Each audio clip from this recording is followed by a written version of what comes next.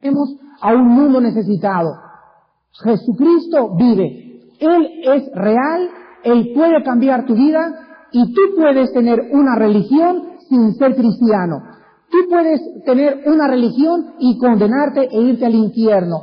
El mensaje de nosotros es, Cristo vive, tú necesitas entrar a la comunión con Él y necesitas comprender que necesitas comenzar a caminar una nueva vida caminando de la mano con el Hijo de Dios.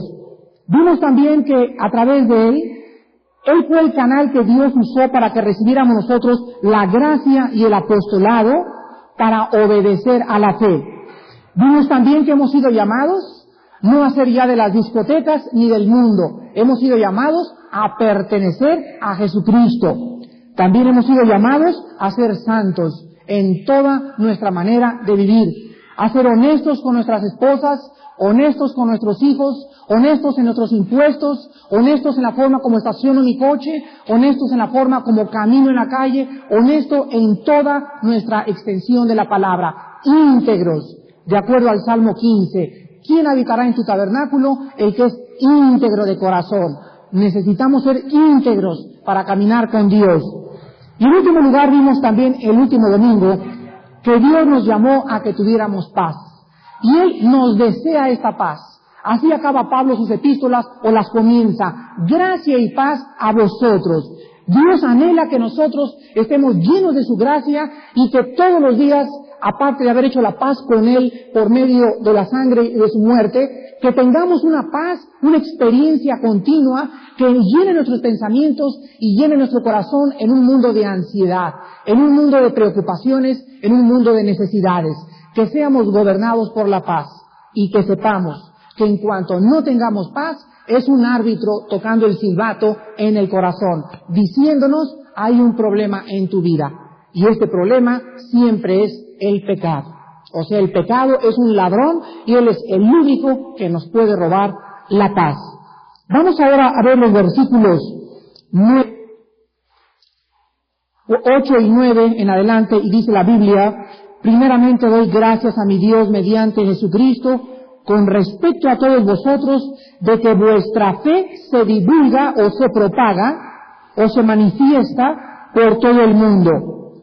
Porque testigo me es Dios, a quien sirvo en mi espíritu en el evangelio de su Hijo, de que sin cesar hago mención de vosotros siempre, en mis oraciones, rogando de que de alguna manera tenga al fin, por la voluntad de Dios, un próspero viaje para ir a vosotros. La palabra divulgar es la palabra griega catalejo con K, y significa declarar o anunciar. Vemos en primer lugar que la fe de estos cristianos romanos se había divulgado por todo el mundo romano, sin periódicos y sin radio y sin televisión. Todo el imperio romano había escuchado ya que un hombre llamado Jesús de Nazaret había muerto en una cruz y que sus seguidores estaban saliendo a las calles y retando al César, al que se decía, el que no se hinque y me diga que yo soy el Señor, lo mando crucificar o lo mando quemar. Pues por todo el imperio, esta secta, como les llamaban, de los que seguían el camino, había dicho al mundo romano que Jesucristo vivía y que Él era el Señor. El escritor Tácito escribió que por el año 64 después de Cristo había una cantidad casi se podía contar como la tercera parte de los habitantes del Imperio Romano. La tercera parte de la población del Imperio Romano, escribe Tácito, eran cristianos. Vean ustedes en el libro de los Hechos, capítulo 4, que los apóstoles fue precisamente la comisión que recibieron. Nosotros todos hemos sido llamados a divulgar por el Distrito Federal, por la colonia Roma, por Lomas Verdes, a declarar y anunciar nuestra fe. Desgraciadamente no lo hemos hecho conforme a la palabra de Dios nos enseña. En Hechos 4, del 1 al 2, encontramos el primer caso donde dice que hablando ellos al pueblo, acuérdense que habían sido ya amenazados de muerte. Vinieron sobre ellos los sacerdotes y con el jefe de la guardia del templo y los saduceos. Resentidos, enojada la suegra y el cuñado y todos en tu casa. de que enseñemos al pueblo y anunciemos en Jesús la resurrección de entre los muertos. Ahora vamos a Hechos capítulo 13. Vean cómo la gente comienza primero a resentirse, a enojarse, a crujir los dientes, a insultarnos, a perseguirnos. Hechos 13, versículo 5. Y llegados a Salamina, anunciaban la palabra de Dios en las sinagogas de los judíos. Tenían también a Juan de ayudante. Versículo 38. Y que de todo aquello de que por la ley de Moisés no pudisteis ser justificados, en él es justificado todo aquel que cree. Y el capítulo 17, versículo 23. 17-23. Llega Pablo y dice así. Quiero que lean el versículo 22 porque es sumamente interesante. Hechos 17, del 22 al 23. Entonces Pablo, puesto de pie en medio del areópago, dijo: varones atenienses, en todo observo que sois muy ¿qué? Miren ustedes, esta palabra religiosos es la palabra deisi daimon esteros en el griego. Repito, deisi daimon esteros. Y esta palabra se tradujo en la versión de King James en inglés por la palabra supersticioso. Cuando Pablo llegó a Atenas, vio unas estatuas grandísimas al dios Zeus, al dios Marte, a Mercurio. A Pablo le llamaron Mercurio los filósofos y al otro le llamaron Marte también a Bernabé. Y cuando Pablo usó y les dijo, veo que son religiosos, la palabra deisi daimon esteros, que se tradujo religiosos, significa temor a los demonios. Temor a los demonios. Entonces la Biblia nos arroja mucha luz en el significado original de esta palabra, diciéndonos que cualquier persona que sea religiosa se acerca a Dios no con confianza, no lavando y purificado su corazón de una conciencia limpia por la sangre de Cristo, sino porque le han dicho y lo han amenazado que si no se acerca a Dios, lo va a castigar y se va a ir al infierno. Y la gente religiosa se acerca a Dios no para adorarlo en espíritu y en verdad, sino por miedo al problema que él pueda tener en el futuro. Yo no he conocido a ninguna muchacha que no haya estudiado jamás en un colegio de monjas, que al salir del colegio de las monjas no haya salido amargada y hablando en contra de las pobres monjitas. No he conocido a ningún muchacho que haya estudiado en colegios religiosos como La Salle, etcétera, etcétera, que salgan de la Universidad La Salle y que salgan blasfemando el nombre de Dios por culpa de los pseudo hermanitos lasallistas o como se llamen, o del Opus Dei o jesuitas, o llámenles como quieran. Y siempre asocia el mundo la religiosidad de esas personas con Dios, y es una gran equivocación. Porque nosotros no vamos a ver a Dios en los lasallistas, ni en los jesuitas, ni en el Papa, ni en el pastor, ni en nadie, sino en la persona de Jesucristo. Y si tenemos nuestros ojos puestos en Jesús, no nos vamos a decepcionar. Entonces los religiosos, dice la Biblia, que 1 Corintios 10, que cualquier cosa que los gentiles sacrifican, ¿a quién lo sacrifican? A los demonios lo sacrifican. En Levítico 17 también se enseña que cualquier persona que no trajera la ofrenda a la puerta del tabernáculo y quisiera ir por allá y quisiera ir por acá, o brincarse la tranca y entrar al redil sin entrar por la puerta que es Cristo, estaba sacrificando a los demonios. Cuando Cristo vino al mundo, se encontró con la mujer samaritana y le dijo a la mujer samaritana: mira mujer, quiero que me escuches muy bien, abre los oídos, ustedes adoran lo que no saben. Y esto es lo mismo que nosotros podemos decirles a los religiosos del siglo XX.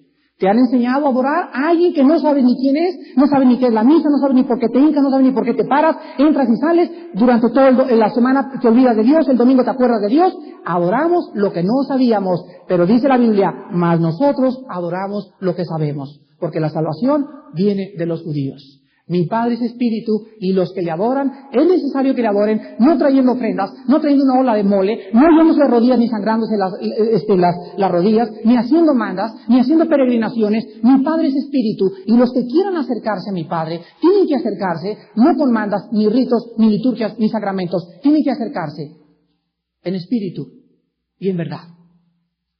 Tenemos que acercarnos en espíritu y en verdad. Porque Él es espíritu y los verdaderos adoradores le adorarán a Dios en espíritu y en verdad. ¿Saben cuál fue la primera palabra que se usó para los cristianos? Fíjense qué cosa más bonita. La primera palabra que se usó para los cristianos en la Biblia fue verdaderos adoradores. Eso es lo que es un cristiano, es un verdadero adorador. Es una persona que adora en verdad. Las personas religiosas no pueden llamarse verdaderos adoradores. Entonces ahí Cristo nos nombra y nos dice, porque Dios busca verdaderos adoradores. Dios busca cristianos. Y solo el cristiano puede acercarse en espíritu y en verdad a Dios.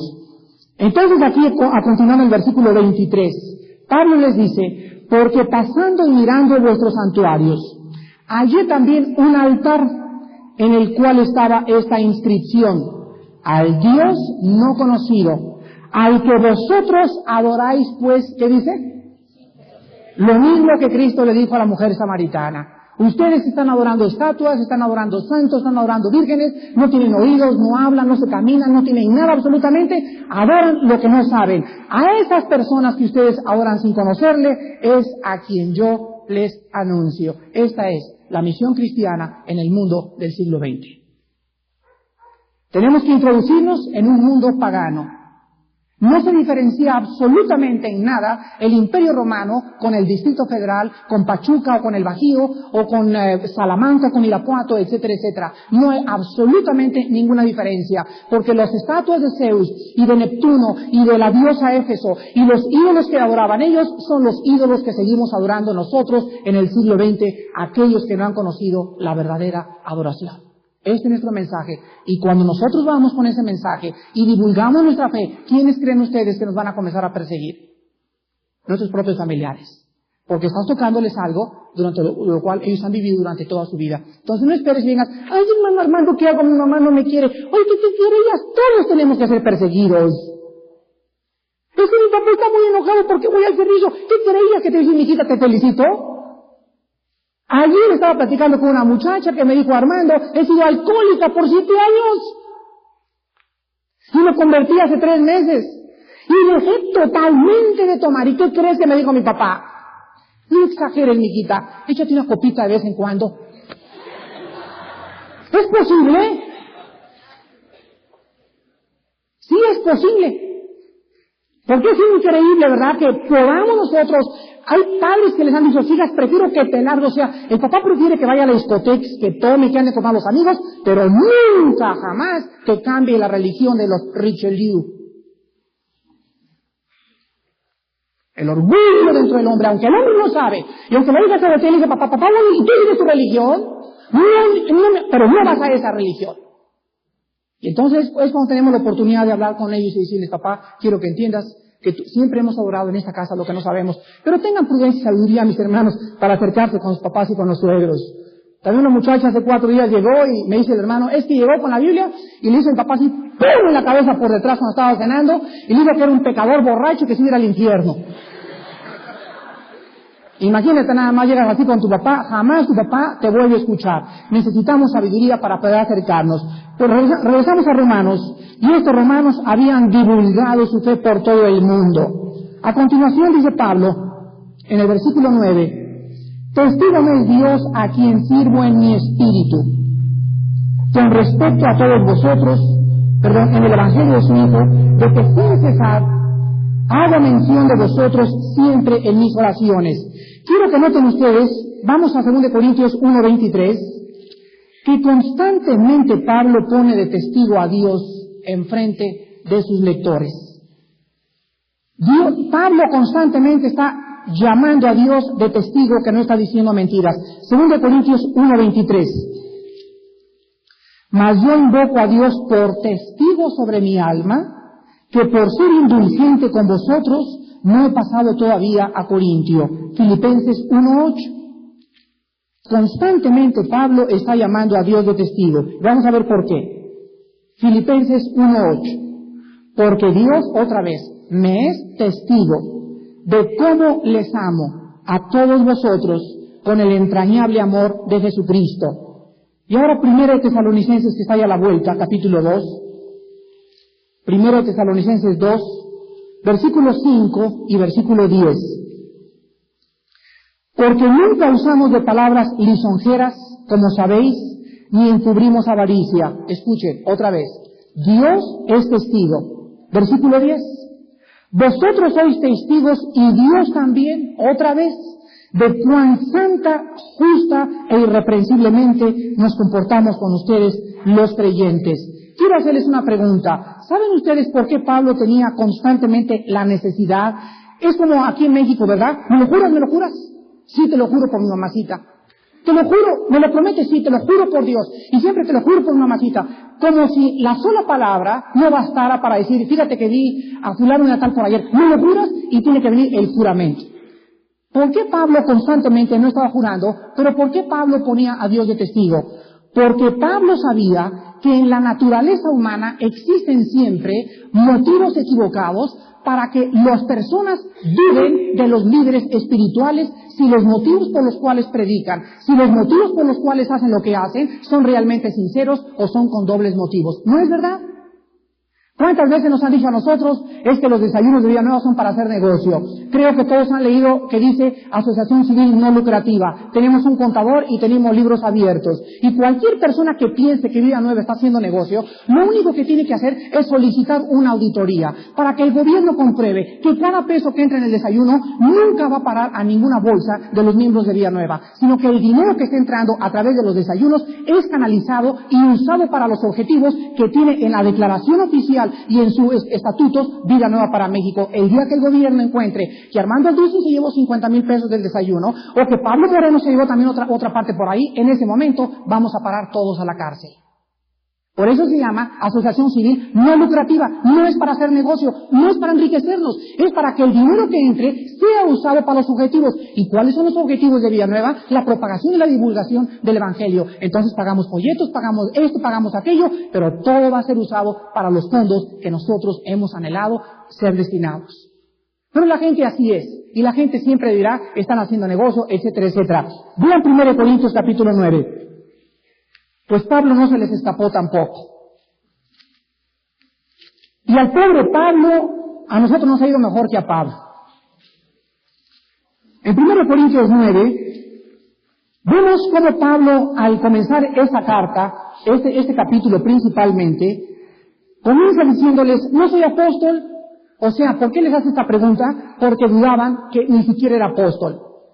No soy libre, no he visto a Jesús el Señor, ¿no sois vosotros mi obra en el Señor? Si para otros no soy apóstol, para ustedes ciertamente lo soy, porque el sello de mi apostolado sois vosotros en el Señor. Los corintios, tan carnales, tan degenerados moralmente, tan de todo, llegaron a mandar cartas a decir, pues aquí viene un cuate, ¿verdad?, llamado Pablo, a pesar que la iglesia se había convertido por el ministerio de Pablo y de Apolos, comenzaron después de que Pablo se fue a hablar mal de él.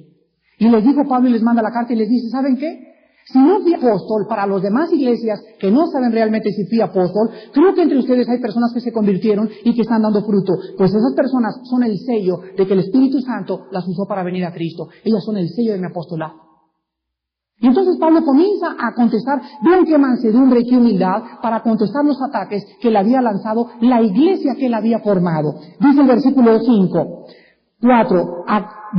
versículo 3, contra los que me acusan, esta es mi defensa. ¿Acaso no tenemos derecho a comer y beber? O sea, las ofrendas que le daban, las usaba para comer y para beber. ¿De qué creían que iba a vivir el pobre apóstol? ¿Que iba a comer tacos de trompa allá fuera de la Merced o qué querían que fuera a comer? ¿Que no tiene un siervo de Dios derecho de comer bien? ¿No tiene derecho de vestirse bien? ¿No tiene derecho de vivir bien?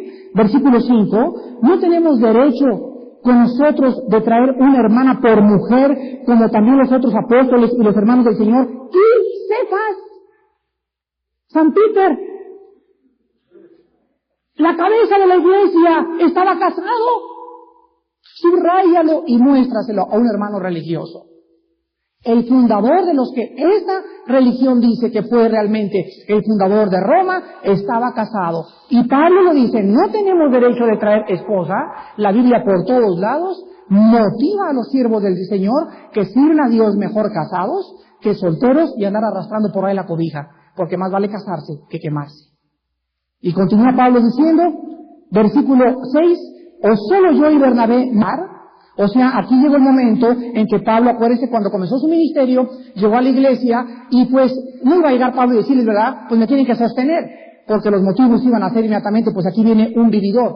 Pablo se puso a hacer tiendas de campaña y con sus manos comenzó a trabajar, y cuando tenía para mantenerse y predicar el evangelio, vieron ellos que realmente no tenía intenciones equivocadas ni les venía a pedir dinero. Por eso me he cansado de decirles y a los discípulos que tenemos en esta iglesia, nunca pidan dinero. Podemos enseñar lo que la Biblia dice, pero no decirles, pásenle para mi domingo. O a ver, ¿quién nos va a dar 50,000 pesos ahora? A ver, levántenos de 1,000 pesos, levántenos de 10,000 pesos. Pablo acaba de leer, cada quien ve como propuso en qué. Entonces, ¿cómo podemos decir a la gente, a ver, levanta las milanesas? A ver, nos vamos a 20, queremos bonos para la construcción del templo. Cada quien va a dar lo que él haya propuesto, lo que él se haya decidido, y no va a ser intimidado por un predicador para dar 10,000 o dar 20,000 o 50,000 pesos. Esto se llama intimidación. Ya no es la obra del Espíritu Santo, y es forzar a la gente a dar dinero. Entonces, cada quien si siente dar 50,000 pesos, que los de, si sientes dar 10 pesos, dalos. Es un asunto entre tú y Dios nada más. Pues a Pablo lo juzgaron por eso, y no quería ni siquiera que comiera ni bebiera. Versículo 7, y les da 3 ejemplos. ¿Quién fue jamás soldado a sus propias expensas? ¿Se imaginan que me iban a la guerra? Bueno, aquí en México creo que sí se cumple, ¿verdad? Es el único país. Aquí te van a la guerra y tienes que comprarte tu casco, tu uniforme y tu pistola si quieres entrar a la policía también. Pero creo que en todos los demás países del mundo el gobierno te da tu casco, tu rifle y tu uniforme y tus zapatos. Digo, me están llamando para defender a mi país, es lógico que el gobierno proporcione mi uniforme, ¿verdad? ¿Quién fue soldado a sus propias expensas? Es el primer ejemplo que da Pablo. En segundo lugar dice a los granjeros, ¿quién planta viña y no come de su fruto? Y en tercer lugar, ¿quién apacienta el rebaño, o sea, los pastores, y no toma de la leche del rebaño? Entonces, un soldado necesita que le provean sus instrumentos. Un pastor necesita comer de la leche que él está ordeñando, y un granjero necesita también comer, ¿y por qué no puede comer del fruto que él está sembrando? Ahora dice Pablo, versículo 8, ¿digo esto solo como hombre? O sea, algunos iban a decir, Pablo, nos estás inventando. Y entonces Pablo recurre al Antiguo Testamento y les dice, ¿no dice esto también la ley? Para los que lo acusaban que estaba inventando, recurre a la ley. Y veamos qué estaba escrito antes. Porque en la ley de Moisés está escrito, no pondrás bozal al buey que trilla, y tiene cuidado Dios de los bueyes, o lo dice enteramente por nosotros. ¿Se imaginan ustedes agarrar un buey, un burro, y hacerlo trabajar todo el día el burro, y para acá y para allí, para acá, y cuando llega la hora de la comida, le amarras el hocico? ¿Te imaginas? Oye, yo creo que lo más normal es que él tiene derecho a comer ahora. Por eso, no pondrás bozal, no, ¿quién le va a amarrar el hocico a un animal que ha trabajado? Él tiene derecho a comer ese grano. Entonces dice lo mismo referente a los obreros de Cristo. Si Mauricio anda dando estudios bíblicos, si yo ando predicando la palabra, no tenemos derecho de comer, de beber, de casarnos bien, de tener una esposa, de que el hermano José tenga un cochecito, que tenga llanta su coche, que él pueda tener dinero. ¿No tiene derecho él? Él está trabajando y está sembrando. ¿No tiene derecho a recoger, o no tenemos derecho a recoger entre ustedes lo que hemos sembrado en ustedes? Va un profesor de piano a tu casa y ¿cuánto te cobra? 3 horas diarias. Va un profesor bíblico y jamás te va a cobrar un solo centavo. Le vas a dar porque tú quieres. Y él no te va a cobrar para no poner obstáculo al Evangelio de Cristo. Pero creo que el discernimiento entre los cristianos tiene que crecer y entender de que los obreros tienen que ser mantenidos por aquellos que son enviados. Y a continuación dice el versículo 11. Si nosotros sembramos entre ustedes lo espiritual, ¿es gran cosa si cegáramos de vosotros lo material? Si otros participan de este derecho sobre vosotros, o sea, todos te cobran clase de piano, clase de karate, clase de costura, y te cobran. Pero un maestro de la Biblia jamás te va a cobrar un centavo. Entonces es justo que tú le pagues a una persona y que aquel que está enriqueciendo tu vida espiritualmente no le ayudes en su ministerio. Versículo 12. Si otros participan de este derecho, ¿cuánto más nosotros? Escuchen, pero no hemos usado de este derecho, ni tampoco lo vamos a usar, sino que lo soportamos todo por no poner ningún obstáculo al Evangelio de Cristo. Por eso Pablo, en cada epístola que mandaba, le decía, Dios me es testigo, porque él sabía que necesitaba recurrir a Dios para que los creyentes creyeran que sus motivos eran correctos. Ahora vean 1 Tesalonicenses capítulo 2. Primera de Tesalonicenses capítulo 2. No se crean ustedes, la vida de un siervo de Dios es muy sufrida, son demasiados los malos entendidos, demasiadas las persecuciones, porque la lucha no es contra los creyentes, es contra potestades y huestes espirituales de maldad, que están detrás de la gente tratando de arruinar el testimonio de los hermanos que están al frente de líderes espirituales. Primero Tesalonicenses capítulo 2, del 3 al 12. El mismo problema con esta iglesia. Y dice así, porque nuestra exhortación no procedió de error, ni de impureza, ni fue por engaño. O sea, Pablo les dice a los tesalonicenses, cuando yo llegué a la iglesia de ustedes, no llegué porque me gustaban las chavas de la iglesia. No llegué porque había una señorona por ahí que le había echado los ojos. Y no iba a dar clase bíblicas a esa casa porque me gustaba una muchacha que iba a esa casa. Cuando yo fui a ustedes a exhortarlos, dice Pablo, en primer lugar, la exhortación o las cosas que yo les dije no procedían del error. ¿Por qué? Porque un siervo de Dios tiene que estar preparado para trazar bien la palabra de verdad. Cuando un siervo de Dios comience con herejías, y cuando un siervo de Dios comience con filosofías y que Buda y que Hare Krishna, etcétera, etcétera, es cuando descubrimos que ese hombre se ha pervertido. Tampoco procedió, dice la Biblia, de la impureza ni por engaño. Él no iba por el dinero, no iba para que le dieran dinero. Y cuando un maestro de la Biblia y cuando nuestros diáconos vayan a las casas de ustedes y tengan motivos equivocados porque les guste la feria, o porque le están dando su domingo, o porque le están dando sus ofrendas, ¿quién creen que sabe eso? Posiblemente nadie lo sabe de ustedes, y posiblemente este hombre parezca tener intenciones buenas, pero hay un Dios que escudriña, dice en Jeremías 17, el corazón y la mente. Y Él sabe muy bien las intenciones que hay en cada hijo suyo, y Él le va a dar a ese hijo suyo conforme a sus pensamientos y a las intenciones de su corazón. Nadie se le escapa al Señor.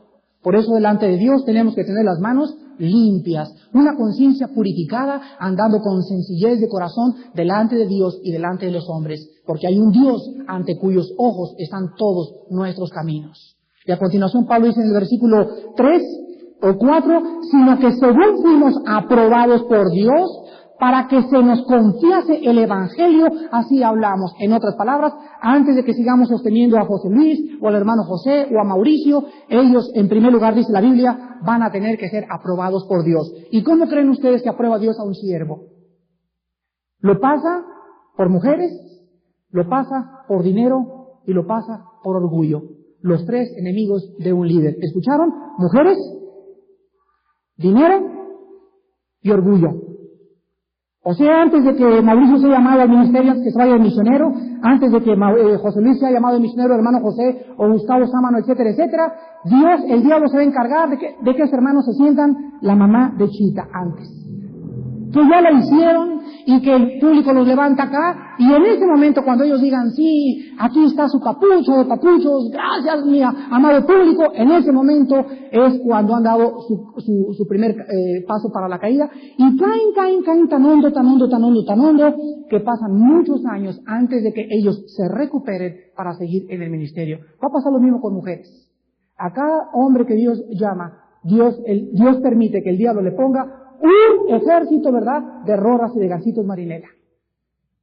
Y a tiempo y fuera de tiempo para medir realmente tu consagración y tu pureza interior.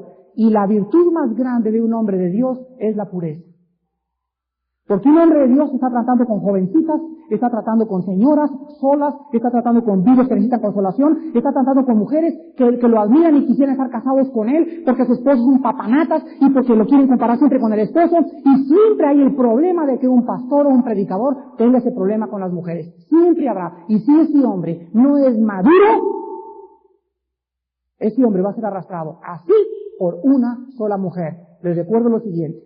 El hombre más fuerte del mundo, Sansón, y el hombre más sabio del mundo, Salomón, perdieron su ministerio por una mujer. El más fuerte y el más sabio. Dice la Biblia, el que piense que está firme, ¿qué cosa? Mire que no caiga, siervos de Dios, de rodillas, y podremos acabar la buena batalla de la fe.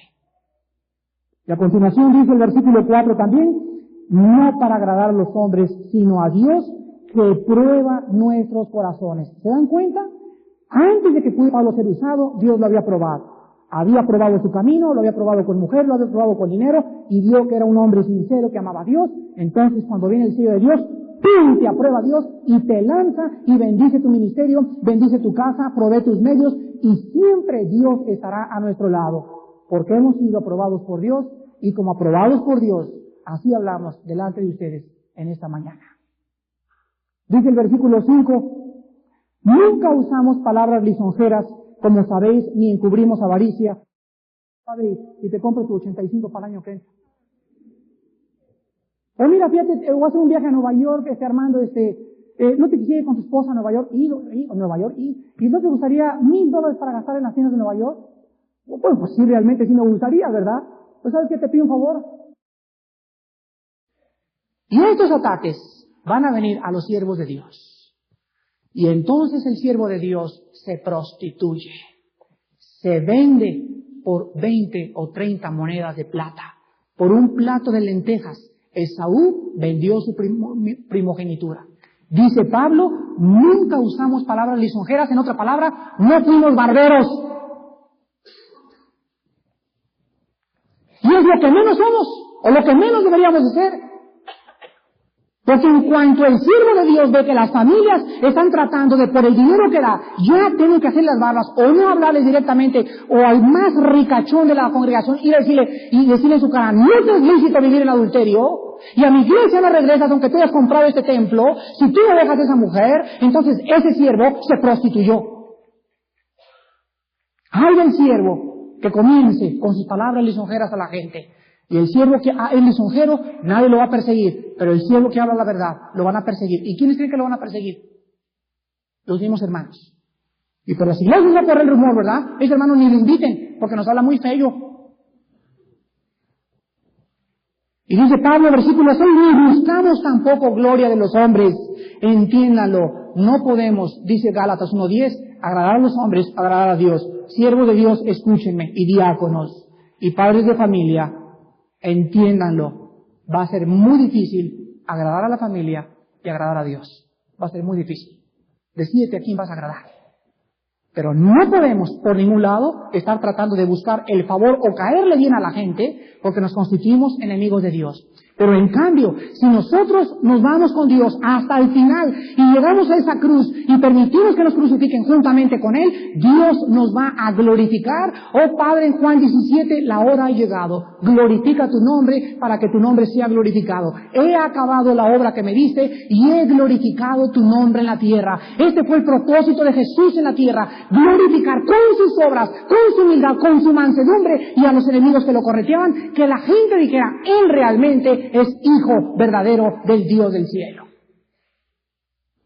Y esto nos va a hacer sufrir, y el mundo nos tiene que hacer sufrir. Y si no te decides a no caerle bien al mundo y a no quedar bien con el mundo, nunca podrás ser siervo de Dios.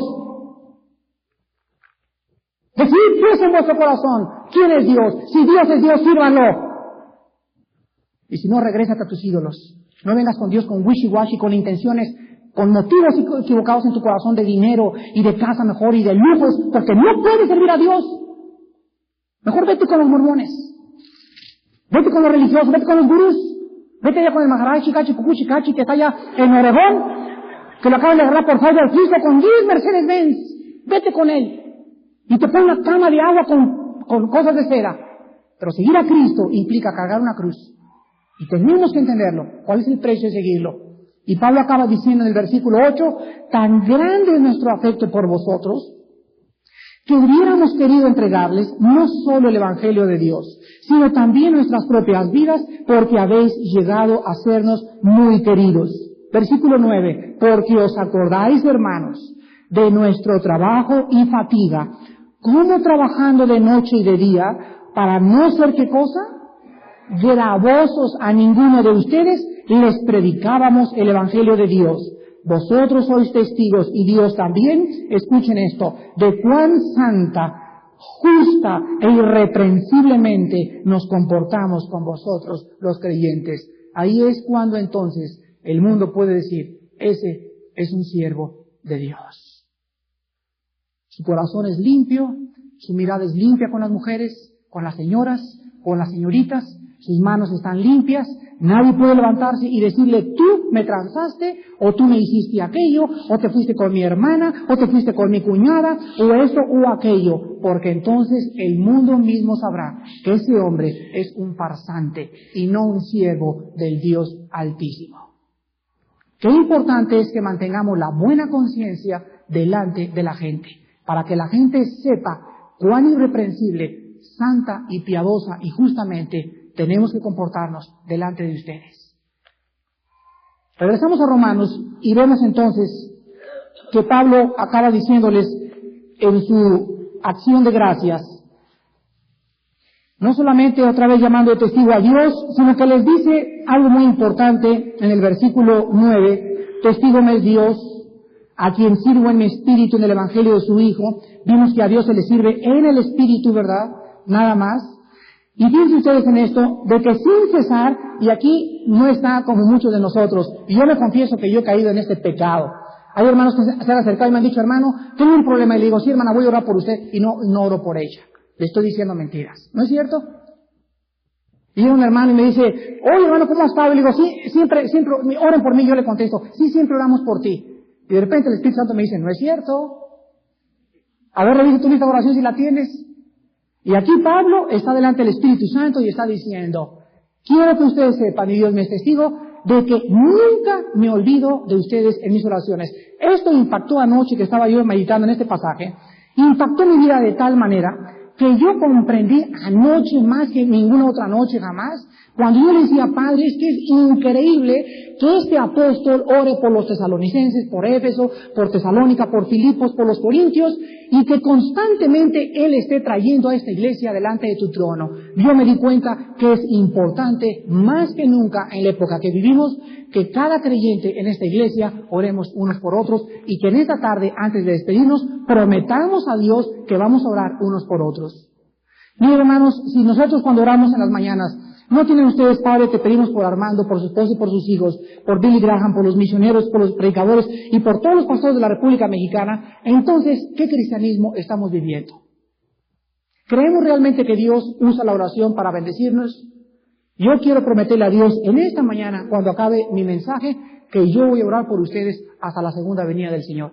Y le voy a decir siempre al Padre, Padre, te pido por la Iglesia Cristiana de México, por cada familia, por cada joven, por cada necesidad que tú conoces, te pido y los traigo al trono de tu gracia en oración para que tú derrames bendiciones sobre aquellos que te están sirviendo en espíritu y en verdad. Ven Efesios 6:18. Sin cesar, oramos unos por otros, hermanos. Qué importante es esto.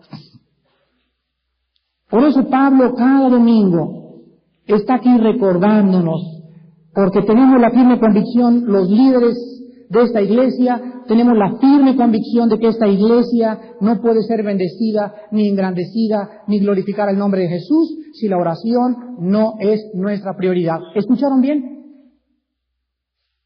La columna vertebral de esta iglesia, y de Vida Nueva para México, y de cualquier organización cristiana, tiene que ser una vida de oración. En Efesios 6:18 dice la Biblia, orando a cada ratito, dice, cada domingo, orando en todo tiempo, en toda oración y súplica en el Espíritu, y esto no es hablar en lenguas, y velando en ello con toda perseverancia y súplica por todos los santos. La palabra orar aquí es interesante porque hay diferentes palabras griegas para la oración. Y hay muchas personas que me han dicho que la oración, que orar en lenguas es orar en el Espíritu. Y yo les pregunto, entonces, ¿nosotros en qué oramos? ¿Con las patas? Y esta palabra que se usó aquí en Efesios 6:18 es la palabra griega proseuchomai, y significa, escuchen esto, orar directamente a Dios. Orar directamente a Dios, y aquí en esta palabra se incluye la petición, la confesión de pecados, la alabanza y la petición por todos los demás. O sea, porque ustedes saben que hay diferentes clases de oraciones. Tú puedes ir en tu coche manejando y diciendo, Padre, te alabo y te bendigo. Estás orando en alabanza. Esa es una clase de oración. Hay otra oración que se llama petición, es la palabra griega deesis, que te acercas y dices, Padre, te pido por mi esposa, te pido por mi iglesia, estás pidiéndole algo.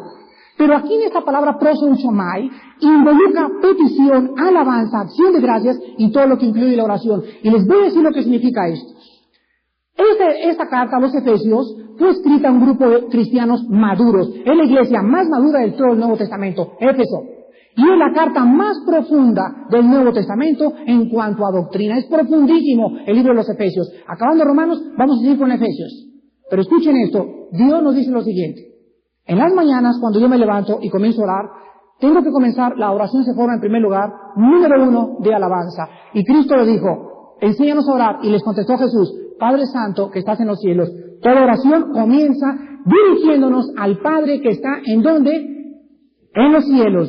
Entonces es importante que cuando vengamos a orar a Dios, no creamos, aunque el Espíritu Santo vive entre nosotros, no miremos introspectivamente hacia adentro y creamos que Dios está aquí adentro, aunque sí lo está, pero tenemos que recordar al orar que estamos elevando una oración y que Él está allá sentado, su Espíritu está conmigo y el Hijo está sentado a su diestra. Nuestra oración no es al Espíritu Santo, es hacia afuera, es al Padre.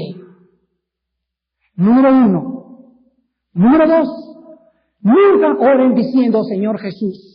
Porque Cristo enseñó, dijo en Juan 14, en Juan 16, así oraréis y pediréis al Padre en mi nombre.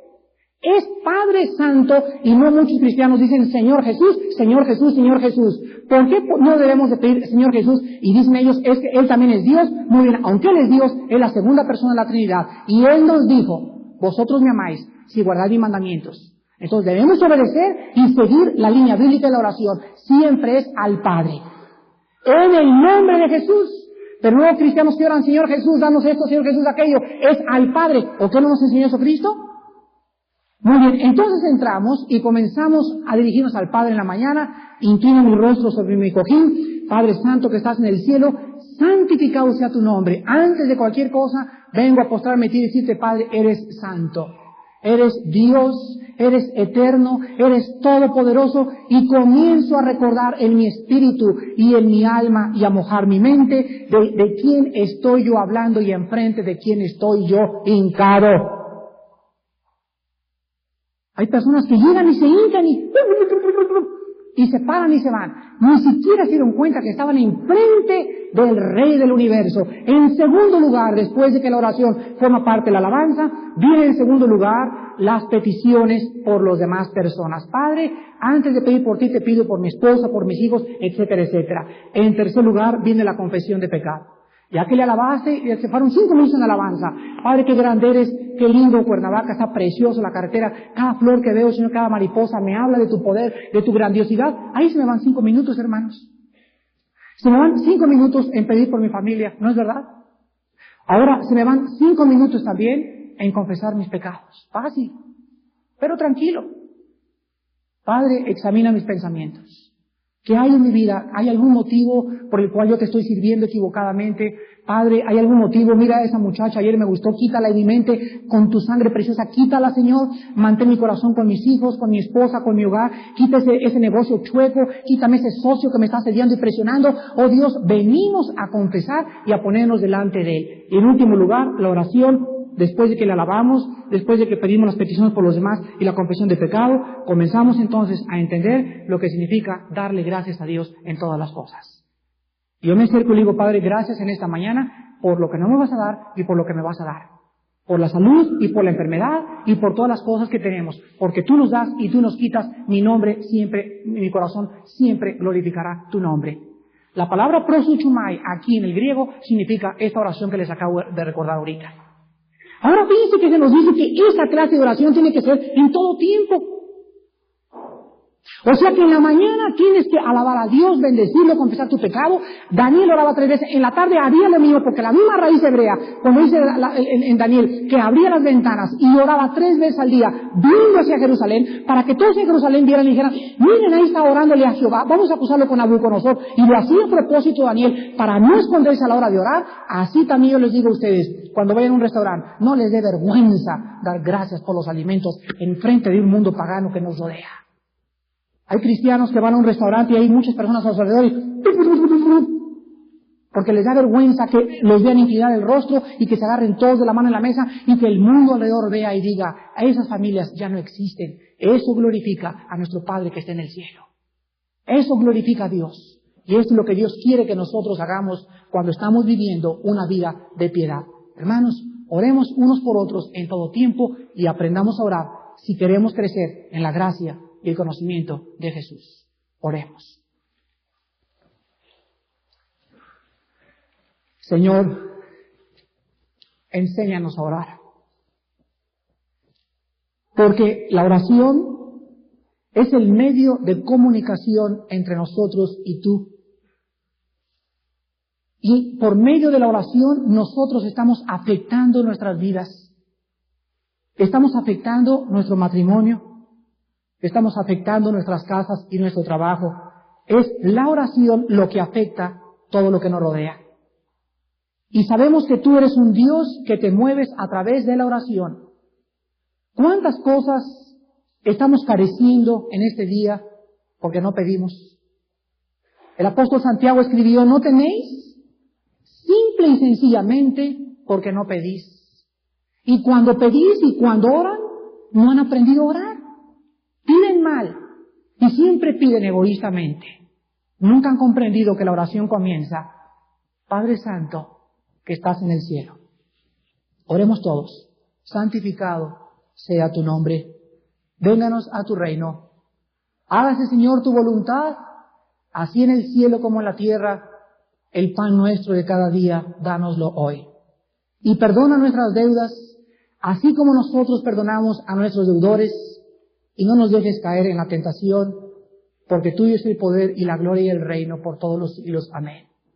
Gracias, Padre, por habernos dejado este modelo, este patrón de orar, y recordarnos que esta oración no la vamos a repetir de memoria como carretilla, sino que es el patrón para orar. Número 1, pidiéndote y recordándote que estás en el cielo. Recordando que venga tu reino, que siempre debemos de pedir para que venga Cristo pronto. Así acaba Apocalipsis. Ven, Señor Jesús. Recordando también que es tu voluntad la que se hace en el cielo y en la tierra. No torciéndote la mano, Padre, ni obligándote a que nos cumpla las oraciones, sino recordando que según tu voluntad se nos ha olvidado cómo orar y pedirte también que nos libres del mal. Oh Dios, los ataques del enemigo se multiplican. Pero no permitas, Padre, que caigamos en el pecado. Limpia nuestras mentes y nuestros corazones y permítenos vivir esa vida de poder que la oración nos puede hacer. Señor, en esta mañana hay personas que no te conocen, hay personas que vinieron por primera vez, hay personas que adoraban lo que no sabían. Esta mañana les has hablado a través de tu palabra y les has mostrado que ellos necesitan conocer con el entendimiento a quién están adorando, a quién están sirviendo, quién eres tú. Oh Padre, que moriste por nosotros en la cruz, en la persona de tu Hijo. Tú quieres que entendamos quién eres y esta es la vida eterna, que te conozcan a ti. Padre, dale la vida eterna esta mañana a estas personas, a las que tú has traído para revelarte a sus corazones, y les pido a estas personas nuevas que vienen por primera vez, aunque no sean nuevas, si tú ya estás adorando con conocimiento y entendimiento a Jehová de los ejércitos. Si ya sabes quién fue el padre de Abraham, de Isaac y Jacob, el Dios y Padre de Cristo, si lo comprendes, si lo amas, si estás enamorado de Él, si no lo estás, ven a la cruz esta mañana. Arrepiéntete de tus pecados. No importa que seas católico, protestante o la religión que tengas, ven esta mañana a una cruz. Entiende por primera vez y sal con un entendimiento claro de qué significa ser cristiano. Invita a Cristo a tu corazón como tu Señor y tu Salvador, creyendo primeramente que Él murió y pagó en la cruz por todos nuestros pecados. Y si hay alguien esta mañana que quisiera venir por primera vez a esta cruz, a ir desde su lugar, le voy a pedir que lo hagas hoy que tu corazón ha sido preparado por el Espíritu Santo.